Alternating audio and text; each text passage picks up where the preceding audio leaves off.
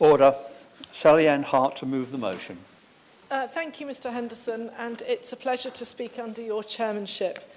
As Vice Chair of the All-Party Parliamentary Group for Conception to Age 2, first 1,001 days, and mother to 3 adult children, I know just how important the early days are. There's a wealth of evidence that the critical 1,001 days from conception to the age of 2 have a significant impact on the health, well-being and opportunities of babies and children throughout the rest of their lives. The arrival of a new baby can bring huge joy to families, but it can also be a time of stress and anxiety as parents and carers adjust to this new responsibility, which can be overwhelming for many new parents and carers. Mr Henderson, there is no rule book in parenting, and all families need some help to give their babies the best start in life. Parents are always learning, adapting to the different needs of growing children, and we are all fallible. Help comes from family, from friends, healthcare professionals or volunteers, and there is often a huge variety of support and services available. However, as my right honourable friend, the Minister for Public Health, Start for Life and Primary Care, found when she led the Early Years Healthy Development Review, it is not always easy for families to access information about what support is available. This can make it hard for families who are juggling the demands of caring for a baby to find the support they need when they need it most. And this is why I introduced the Support for Infants and Parents, etc. information bill on the 6th of February. Before I continue, I'd like to thank the Chamber Engagement team for their work in engaging the public on this bill and to the Department of Health and Social Care for their advice. Interestingly, from feedback to the Chamber Engagement team, many responders said that they were given very little information, especially on breastfeeding, and that lots of parents were paying for information from private providers, or mainly got information from online communities. Others had more mixed experience, often saying they were given better information, ante rather than postnatal. Only a minority had much better experiences. Most people who responded centred their responses on improving the dissemination of more consistent information. Increasing the numbers of health visitors and midwives was also a popular theme. Many said that they'd heard of the Family Hub network and the Start for Life programme. The Support for Infants and Parents, etc. information bill is intended to support a baby's cognitive, emotional and physical development during the 1,001 critical days from pregnancy up to the age of 2 by making information on support available easier to access. I will give way. Thank you so much, and congratulate you on securing this debate today. Just in my constituency, there's an organisation called the Family and Babies Bolton called FAB. So Elaine and Lorraine and Elaine have put together this organisation over a number of years which deals with breastfeeding support and information for obviously new mothers. I was just wondering, do we believe that this is a great opportunity to recognise the work of these sorts of organisations, not just in Bolton but across the organisation, to make sure that our babies and infants secure a better future for themselves? Sally Ann Hart. My honourable friend for his intervention, and I quite agree with him. And the wonderful thing is that we have so many voluntary organisations who do amazing work helping young mothers, parents with breast and infant feeding. And in fact, our family hubs do focus on that as well, as does the Start for Life programme. So, you know, it's not just one organisation. There are lots of services out there that can help and support parents in doing this. So back to the bill, Mr Henderson. The bill will achieve this by ensuring that local authorities publish a Start for Life offer on their website and via other means they consider appropriate. This could include, for example, providing physical copies as well as digital. A Start for Life offer is information on services that the local authority is aware are available in its area for infants, parents or carers of infants or prospective parents and carers that are provided by or on behalf of public authorities. In particular, Mr Henderson, the bill focuses on services that will support the physical and mental health and development of infants and support parents, carers or prospective parents and carers in providing support to their infants. And the services named in the bill that local authorities will be under a duty to publish information are maternity services, health visiting services for prospective parents or carers and parents or carers of infants, services promoting positive relationships between infants and their parents or carers, mental health services, breastfeeding and other infant feeding services. Local authorities will be able to provide additional information on other services that they consider appropriate to include information about. The bill also includes a regulation-making power so that the Secretary of State may ensure that information on other services provided by or on behalf of a public authority and that are likely to support infants, parents or carers of infants or prospective parents or carers are included in a Start for Life offer in the future. The bill introduces a further duty on the Secretary of State to publish guidance to local authorities relating to these duties. It's important that parents received evidence-based support, provided with information that is backed by research and proven by parents, such as the Start for Life programme. Whilst I understand that guidance on Start for Life offers already exist, I know that there will be a huge amount of learning from the government's family hubs and Start for Life programme that could be considered and taken on board as part of new statutory guidance. A duty to consult on the statutory guidance will ensure that local authorities and bodies the Secretary of State consults will have the chance to have their say on what will most help them to fulfil this duty and support families locally. And finally, Mr Henderson, the bill requires the government to publish an annual report that sets out information about support that is being provided in England for infants and their parents and carers and prospective parents and carers.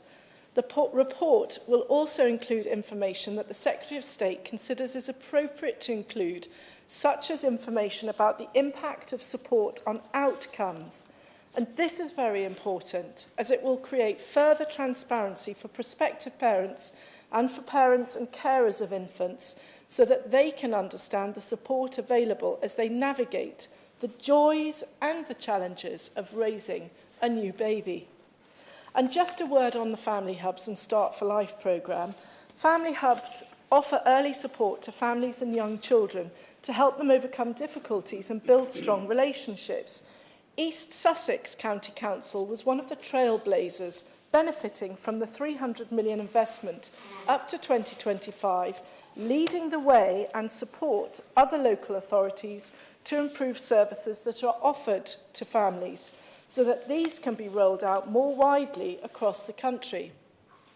We have 3 family hubs in Hastings offering support, including maternity and health visiting services, breast and infant feeding, parenting programmes, budgeting, employability and so many other things. And I would like to personally pay tribute to East Sussex County Council Director of Children's Services, Alison Jeffrey, who is soon to retire, for all her dedication, determination and service to all families across East Sussex, especially to ensure that children's life circumstances are not life sentences. Yes, I'll give way. Can I commend them when it comes to the issue of childcare or support available for parents and indeed for carers of infants? It's really important. And just a quick point of view or fact in recent in Northern Ireland, there's been an increase of some 14% in the price of childcare, which is part of this facility in Northern Ireland as of 2021. My party has long pushed for an increase in the tax-free childcare allowance beyond 20%. The pressure on working-class families, which is a point I wish to make, cannot continue, and more needs to be done to support them financially in terms of childcare so they can go out and work, and as a result of that, are able to make ends meet at the end of the month.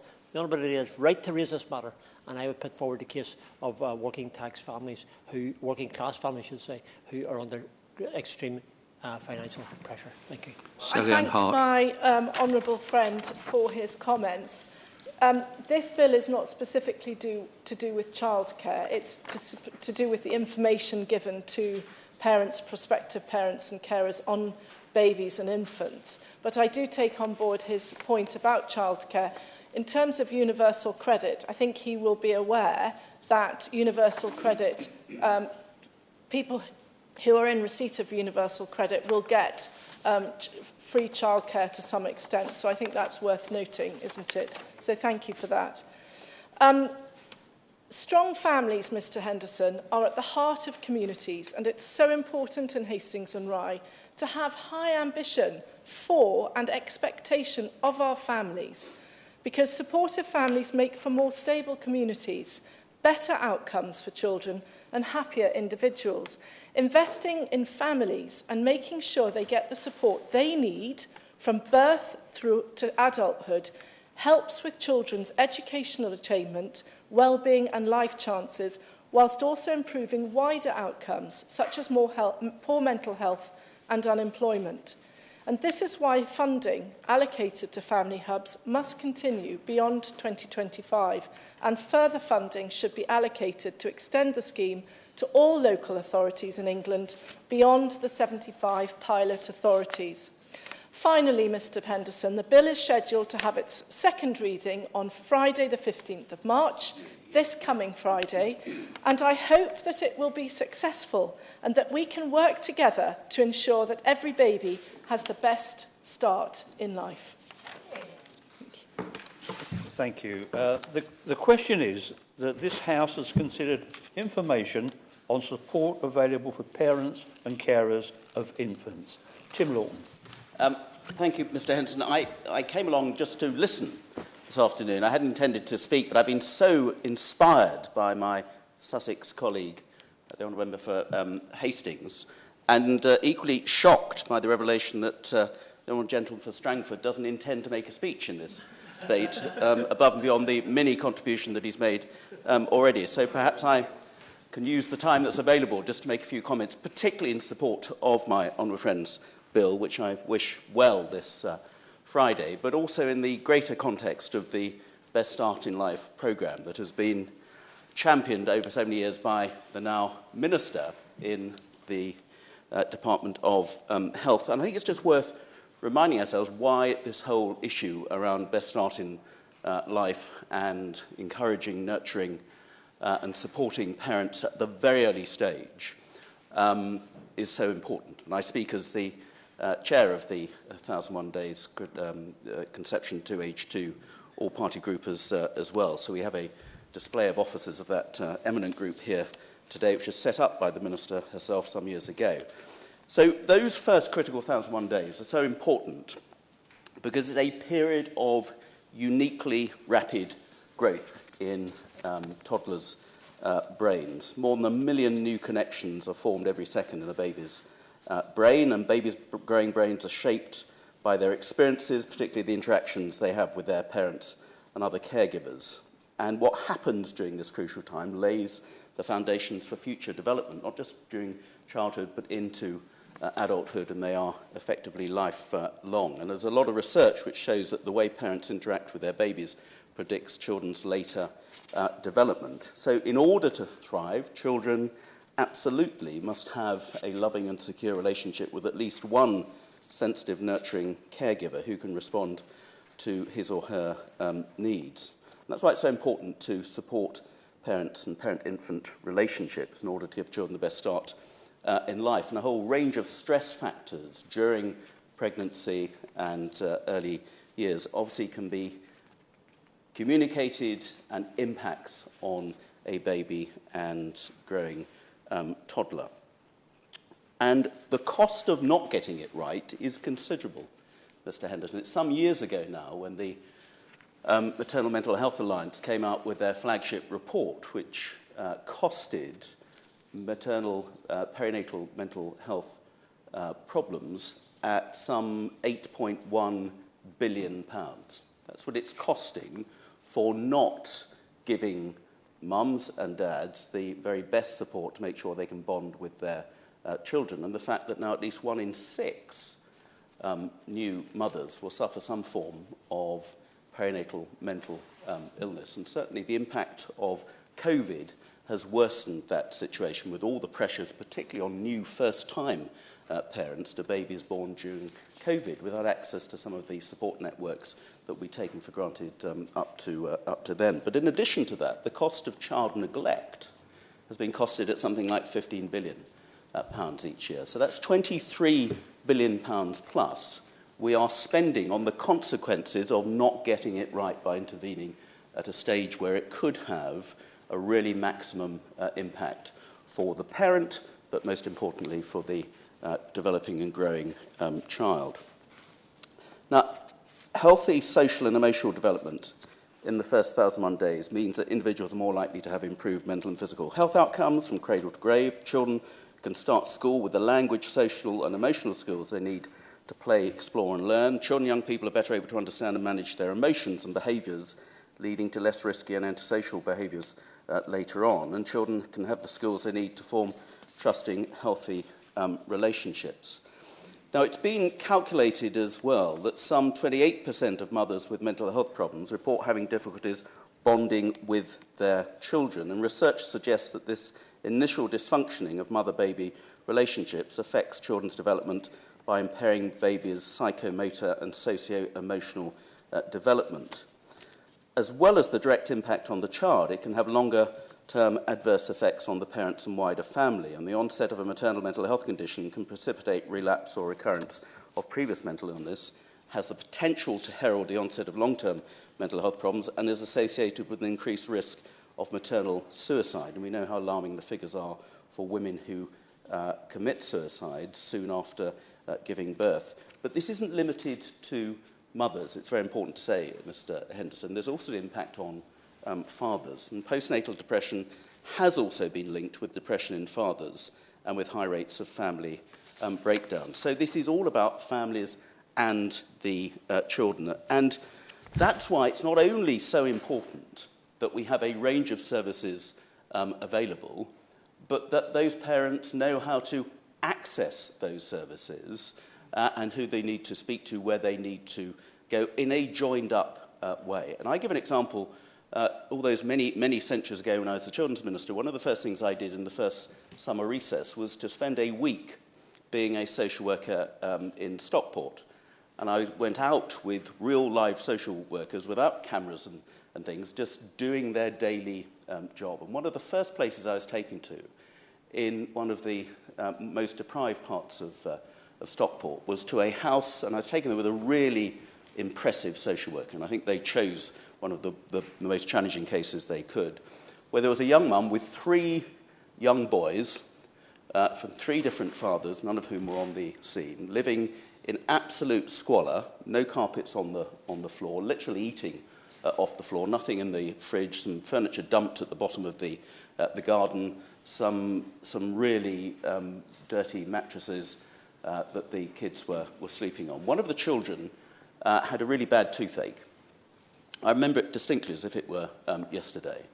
And so the social worker said to the mother, "Why haven't you taken child to the dentist? Because this has been going on for some time." The mother herself had had a tooth problem the day before and had gone to the emergency dentist and had it sorted out, but didn't have the presence of mind to take the son with her. Now, before long, if things went on like that, those children would have ended up in care. The mother would have been absolutely beside herself. She doted on and relied on those children greatly. The kids relied on her for all her problems and challenges in being a decent mother. That was all she knew. She'd had poor parenting herself. But what really struck me, Mr. Henderson, was that a number of professionals had been going in and out of that house over a period of time. Virtually every time they went, she had to start her whole story again about the various problems. And there was no real joined-up nature of how that mum and her kids were almost literally taken by the scruff of the neck and taken down to children's support services at the local children's centre or whatever it may be, or taken to the dentist, or given nutritional feeding information and classes and things like that. What it needed is somebody to take control of that family's life and get them back on the straight and narrow, and to join up all the services and all that information. And that just wasn't happening. So a lot of money, time and resources being spent on the family, and things were not getting any better. And that's why the whole Best Start in Life programme and the bill which my honourable friend is putting together today is all about making sure that somebody takes control of the information around a family's requirements and needs, points them in the right direction, takes them physically to where they need to go if necessary, and it's not constantly starting again every time that family comes into contact with yet a different agency or professional service. And that's why the work on the Red Book and digitising the Red Book, for example, is so important to make sure that information is readily available to everybody having contact with these families who need that sort of help. So none of this is rocket science, Mr. Henderson, and frankly none of this is new. And we've been talking about it for many years. And I dug out earlier, now almost 10 years old, one of the reports from the Conception to Age 2 All-Party Group, the Building Great Britain's report, which we produced back in 2015. And I was rereading the foreword that I wrote to it. And we made some recommendations here. And I just wanted to quickly just go through those recommendations to see how many of them have actually become reality and how many of them actually can still become reality with the assistance of my honourable friend's bill. So we came up with two conclusions in this report. First of all was we want to create children who at the end of their first 1,001 days have the social and emotional resources that form a strong foundation for good citizenship. Tick, that absolutely is still our goal. And the second conclusion, without intervention, there will be in the future, as in the past, high intergenerational transmission of disadvantage, inequality, dysfunction and child maltreatment. These self-perpetuating cycles create untold and recurring costs for society. The economic value of breaking these cycles will be enormous. Tick absolutely applies today as it did then, and the case in point I gave from Stockport is absolutely textbook example of where failing to intervene properly is costing an awful lot of money. So the recommendations. The first recommendation, achieving the very best experience for children in their first 1,001 days, should be a mainstream undertaking by all political parties and a key priority for NHS England. While I hope in the Best Start in Life programme, which the Minister put forward, it was done with the sign-up of all the other main political parties. It was really important because this is a long-term scheme.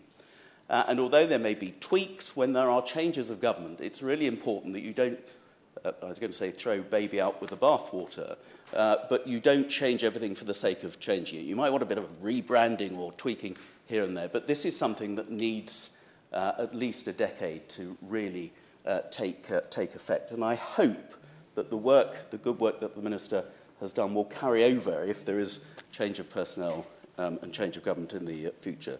Secondly, the recommendations was to require local authorities, CCGs and health and wellbeing boards to prioritise all factors leading to the development of socially and emotionally capable children at age 2 by adopting a 1,001 days strategy. Well, that is part of, I think, what my honourable friend's bill will impress upon local authorities, because so much of this is delivered through local authorities and through local health professionals. So it's all very well for government saying this is what needs to happen, but it doesn't happen unless you've got the buy-in and the infrastructure and the commitment to deliver it at the sharp end at a local level. Thirdly, the recommendation was that national government should establish a 1,001 days strategy fund to support local authorities and CCGs to make a decisive switch over the next 5 years to a primary preventative approach.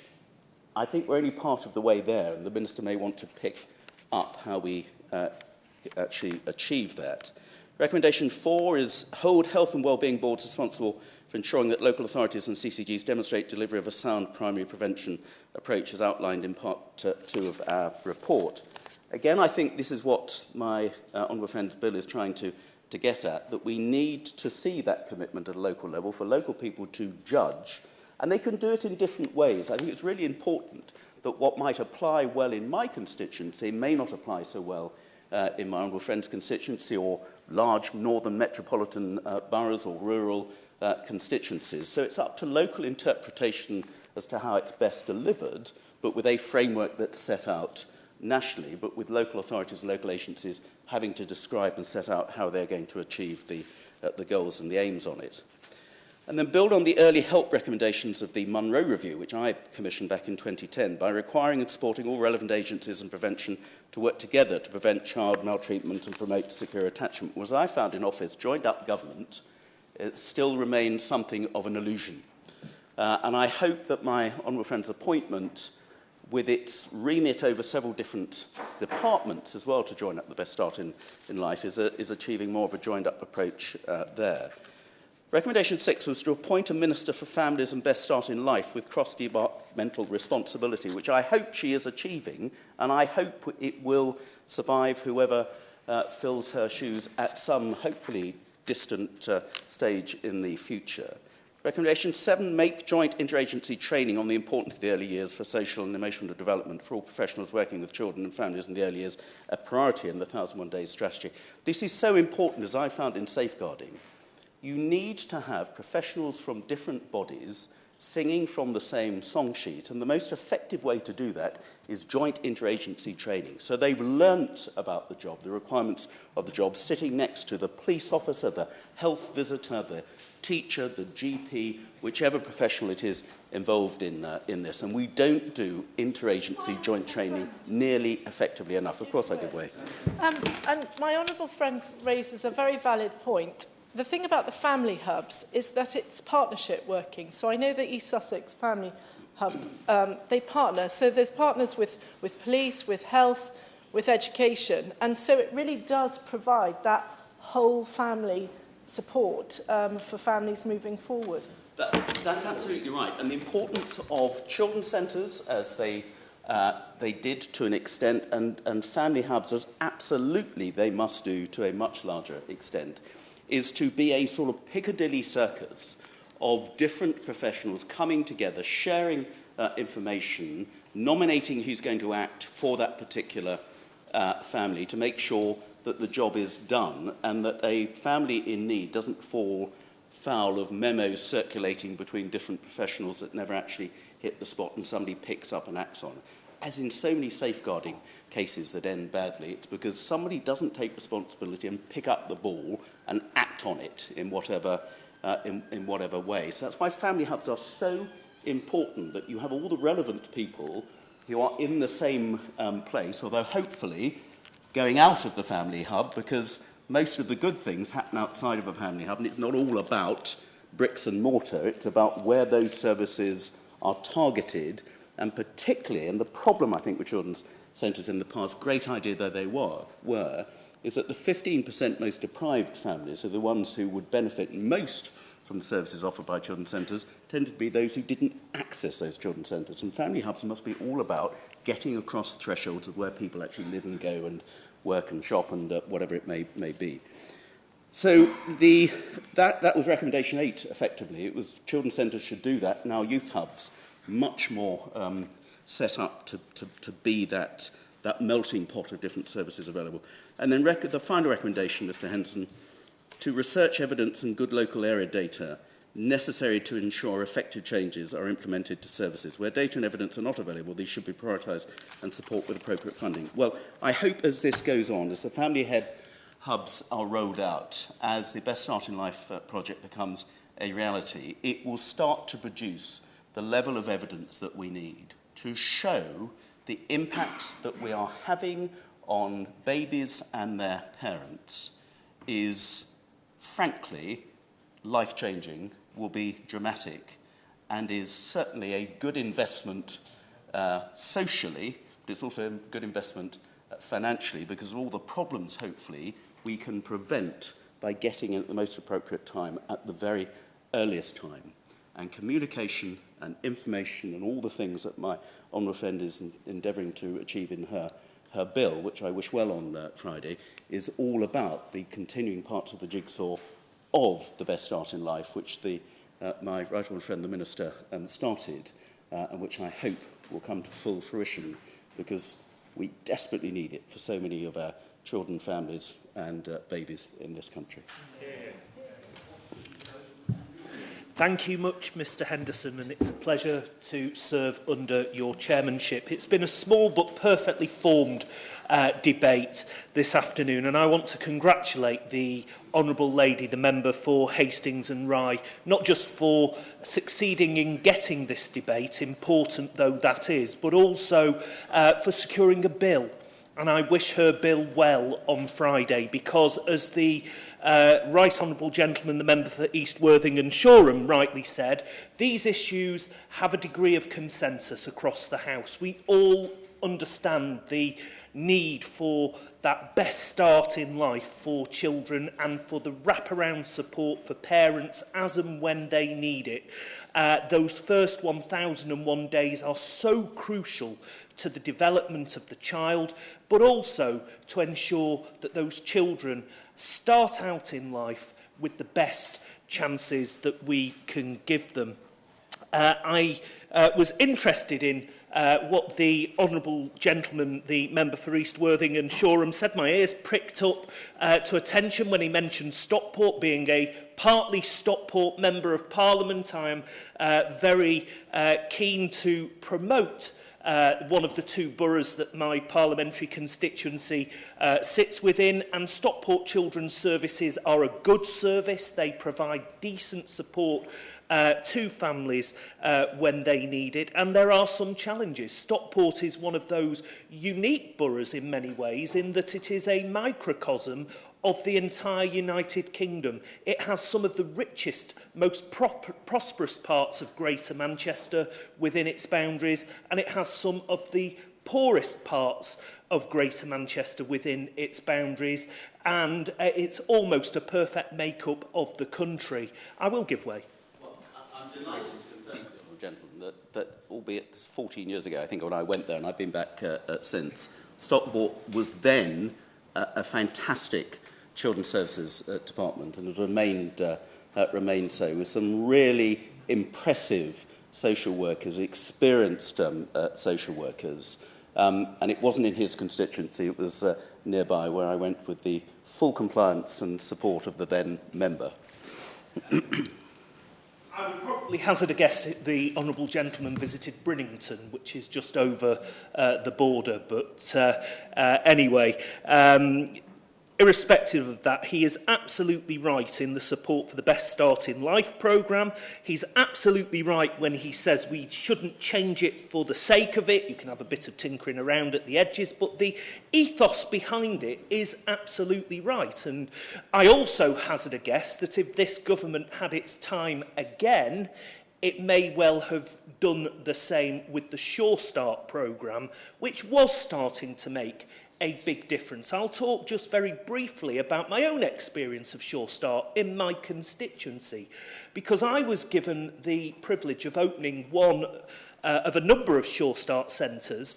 This one was in the Dukinfield part of my constituency, in the Tameside borough. And it was attached to a school, a primary school, in the middle of a 1960s deck access council estate. And the centre had been open and providing services to the community for about 6 months before it had its official opening. So, as the guest of honour, cutting the ribbon, I was then introduced to a number of people who used the services from within the Sure Start provision. And I was introduced to a young mum called Sarah, and she was a young mum. She was very young, and she'd been ostracised by her family because she had become pregnant. She had no natural support network around her. Her only existence had been the four walls of her flat in the deck access estate. Understandably, she had become very depressed post her pregnancy, and the life for her young baby was essentially sitting in front of the television while mum was in her dressing gown, eating crisps and watching television. And her brilliant Sure Start worker eventually convinced mum to go to this new provision across the way and got her out of those four walls of the flat. Now, Dukinfield is a very white community. Very white, very working class. The River Tame that runs through Tameside, clues in the name, is only a very narrow river, probably no wider than this room. But on the opposite side of the river from Duckinfield is Ashton-under-Lyne. And that part of Ashton-under-Lyne is very heavily South Asian, predominantly Pakistani and some Bangladeshi communities. And never the twain shall meet. That river may as well be a wide ocean. Those two communities didn't mix. But this Shore Start Centre was shared by both sets of communities. And Sarah introduced me, very, very excited, and she introduced me to her best friend, Amina, who lived in Ashton. Those two would never have met but for that Shore Start provision. And she said to me, Mr. Gwynn, let me introduce you to my best friend, Amina. Her daughter plays with my daughter. They're best friends. I go to her house. Mr. Gwynn, before I came here, I could not boil a pan of water. She's now teaching me to cook curry. And I just thought, wow, not only is it a safe space for different communities to come together, they're accessing support through mainstream statutory services, but they're also informally helping one another.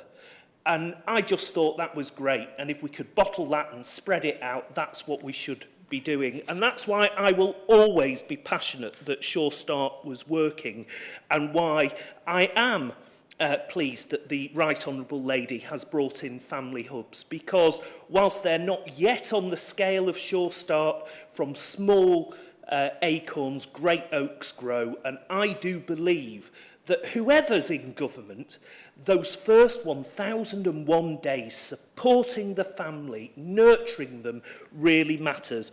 And I have to say, in terms of the Honourable Lady's bill, you know, some of these things are really simple changes that can make a big difference. She mentions that for many it's not easy to access information for support. Mentions that local authorities should publish the Start for Life offer on its website. I would draw the House's attention. I know we're not supposed to use props, Mr. Henderson, but Grow Tameside have key Tameside contacts for early years support or information. There's a website, it's all there. And it's all there in part because not only has early years been something that has been a passion of Tameside Metropolitan Borough Council for a long period of time. In the 1980s, before it was fashionable, they had child and family centres in Tameside. Those child and family centres were actually used as the evidence base for Shore Start when the Labour government came in 1997.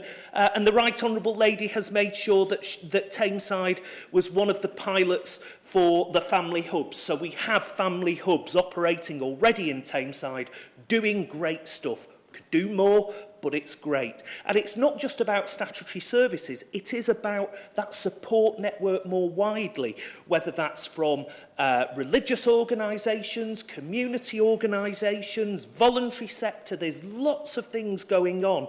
I'm a patron, a very proud patron, Mr. Henderson, of Home Start, Oldham, Stockport and Tameside, Home Start host. Sarah and the team there do great work. Dad Matters under Kieran does great work engaging with dads. They have the breastfeeding service. They have Kaleidoscope where people can donate toys and clothes and it goes to families that need it. That work's being done. We need to turbocharge it, and that's why Labour will always support any measure that improves the best start in life for children and families. Minister Dame Andrea Edson. Thank you, Mr. Henderson. It's a real pleasure to serve under your chairmanship today. And what a lovely debate. Thank all colleagues across the House for their contributions. It's been genuinely interesting. And I would like to particularly begin by thanking my honourable friend, the member for Hastings and Rye, for introducing this private member's bill on such an important topic and for securing time to debate the bill today. As members will know, I've been championing the needs of babies for, gosh, it must be getting on for 27 years, which makes me very old. Now, having the huge honour of being the Minister with responsibility for Start for Life, I remain as committed and as passionate as ever in my mission to make sure every baby gets the best start for life. So, beginning with my mum, a qualified midwife, asking me to help her to write a business plan for the Oxford Parent Infant Project in Oxford, a charity that to this day helps families who are struggling emotionally to cope with the journey to parenthood. Having experienced postnatal depression myself with my first son, who is now 28 and very big, I've known only too well how crucial the earliest years are. And so I've spent much of the last 27 years helping to establish the parent-infant partnerships and various different charities providing therapeutic support for families. And then coming into Parliament, working on the cross-party manifesto for the 1001 critical days and championing babies both in government and in Parliament. And I have worked with many colleagues, and I'm grateful to the Honourable Gentleman for Denton and Reddish for raising the fact that this is a cross-party agenda. I totally agree with him.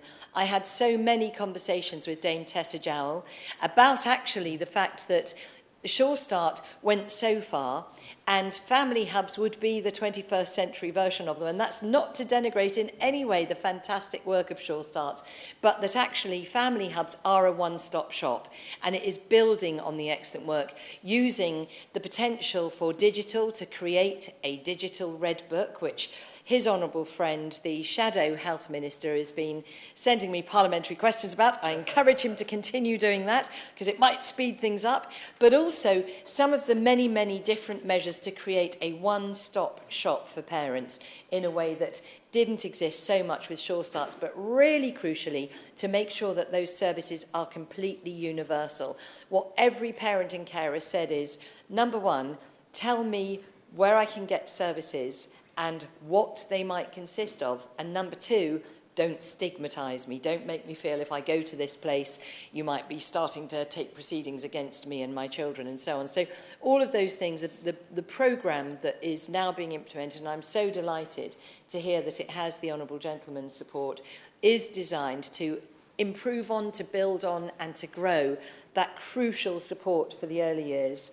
Now, also, Mr Henderson, as well as Dame Tessa Jowell, Lord Field, Lord Blunkett, Lord Cameron, the Right Honourable Member for Maidenhead, Boris Johnson and our present Prime Minister, who all support this crucial early days agenda. I want to pay particular tribute to my honourable friend, the member for East Worthing and Shoreham, who has worked with me for so many years. We actually met when I was 18, he was 19, at university, and before we were in Parliament together, we had this same interest in early years, and he has, as a former Children's Minister himself, done so much to promote this agenda, for which I have enjoyed mostly working with him. Sometimes I wish he'd just, pipe down, but, that's really excellent. He carries on banging the drum for early years, and we've worked on it for so long together. It feels like an old pair of boots. Can I say that? Is that parliamentary language, Mr Henderson? I'm sure it is.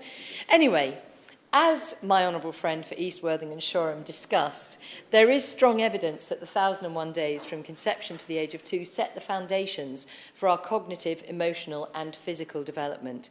Nurtured babies will go on to develop strong relationships, and as they grow up, they will be better equipped to tackle the challenges that life throws at them. Investing in this critical period represents a real opportunity to improve outcomes and tackle health disparities by ensuring that millions of babies and their families have access to a one-stop shop style of family hub where all support services can be found in one welcoming universal hub. Shockingly, up to 40% of babies are not securely attached by the time they reach the age of 5 to a loving adult carer. And worse still, around 10% have disorganised attachment, which is closely linked with the worst outcomes in our society. So I was delighted back in July 2020 when the then Prime Minister asked me to chair the Early Years Healthy Development Review. The goal was to create a vision for brilliance during the 1001 critical days, from conception to a child's second birthday. And during that review, I met with families, academics, frontline professionals, charities and volunteers to understand what was going well and where change was needed. I saw excellent examples of people helping families when they needed it most. But I also heard how hard it can be for parents and carers to find support in a timely way. I heard about the many services available to families, delivered by a workforce of highly skilled professionals, as well as many dedicated volunteers. But I also heard that information on these services is often patchy and difficult to find, with parents finding it almost impossible to navigate the system and understand what support is available to them. So in March 2021, the government published The Best Start for Life, a vision for the 1001 critical days. The vision set out 6 action areas for improving support for families during these critical days to ensure that every baby in England is given the best possible start in life, regardless of their background. And it is the first action area in the vision which describes how every local authority in England, working with the NHS and other partners, will be encouraged to provide a clear and joined-up Start for Life offer to every new family. Each local authority Start for Life offer would describe the essential support that every new family might need, as well as providing information on the additional support that some families require. A clear and accessible Start for Life offer will help signpost families to the support and services available where they live. And those Start for Life offers should explain clearly to parents and carers what exactly is available and where to find it. And the recommendations included in the vision are relevant to every local authority in England. In my role as the Minister for Public Health, Start for Life and Primary Care, I now have the ongoing pleasure of visiting local authorities up and down the country, and I see directly some great work happening to give every baby the best start in life. For example, just last week I visited Uxbridge Family Hub, where I saw some fantastic work by Hillingdon Council and its partners to provide vital services to families with babies.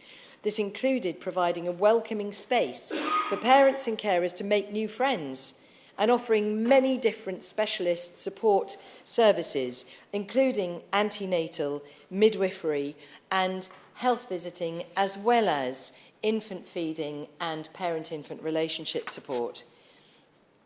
To support the implementation of the Best Start for Life vision, the government is investing around £300 million to improve support for families through the Family Hubs and Start for Life programme.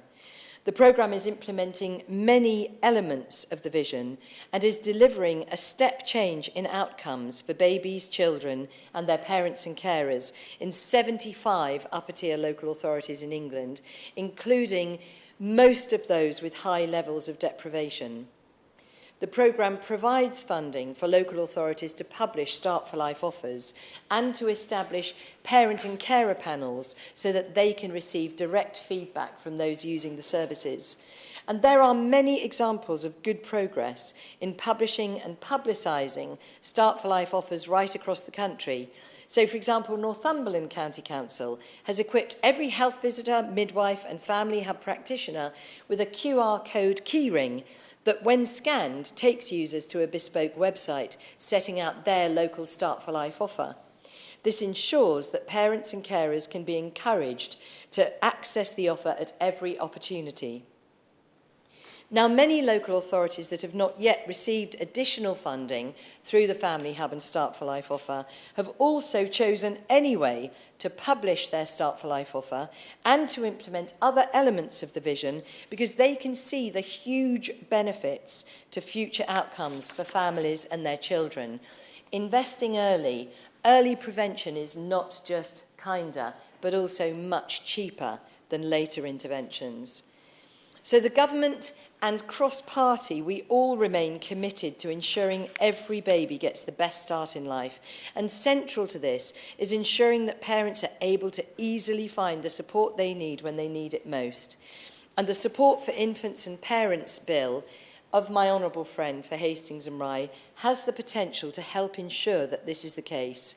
So I want to conclude by reiterating my thanks to my honourable friend for her introduction of this private members' bill and for securing the debate today on such an important issue.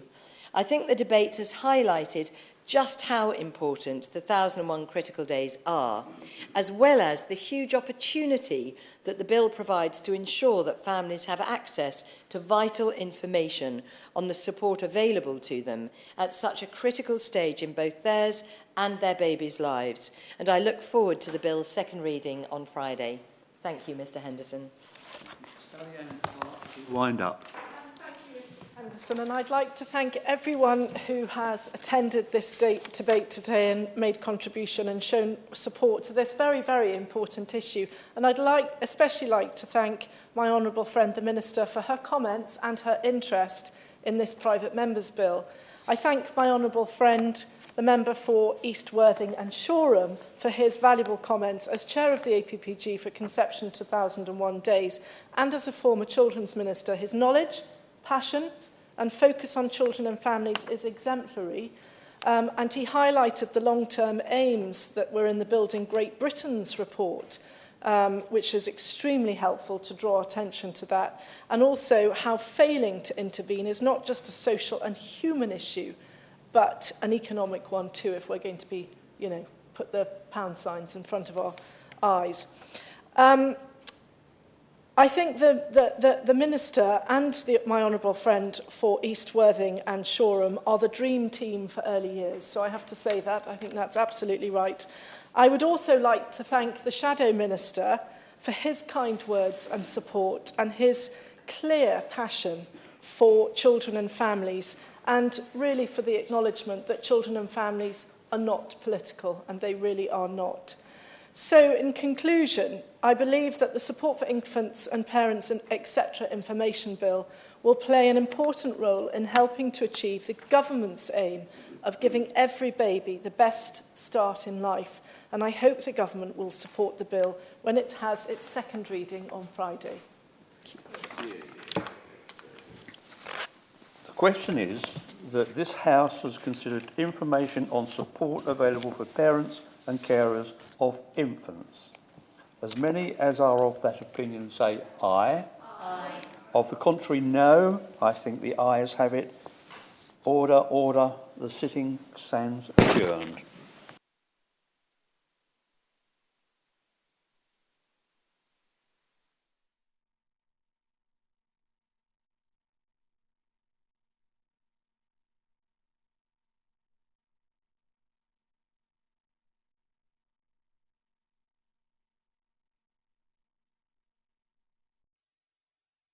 The proceeding has ended.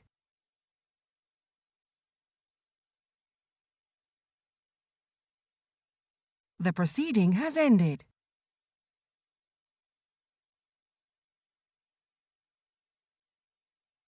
The proceeding has ended.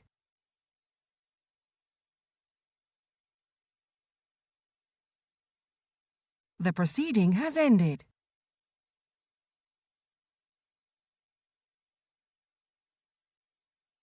The proceeding has ended.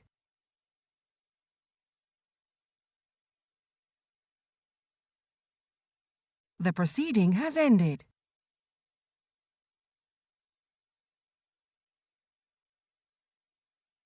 The proceeding has ended. The proceeding has ended. The proceeding has ended.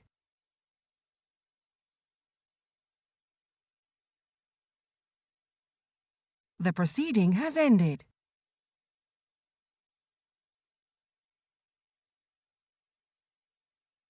The proceeding has ended.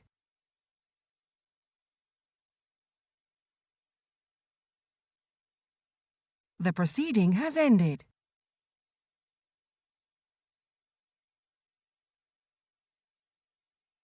The proceeding has ended.